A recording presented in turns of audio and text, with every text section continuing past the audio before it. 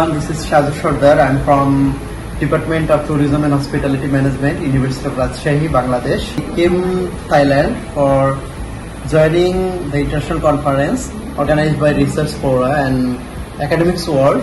Actually, I have some research works that means I have published more than 12 journal articles, including the Scopus Index journal. I have attended more than 10 international conferences. Hello, good morning. I'm Kimumi, and a PhD candidate from Manly Technological University from Myanmar. I attend and present in this conference organized by Research Fora. Hello everyone, good morning. My name is Ramoma Mount from Mechatronic Engineering Department, Manly Technological University in Myanmar. Now I am attending the conference organized by Research for EN. I have got the paper I read from the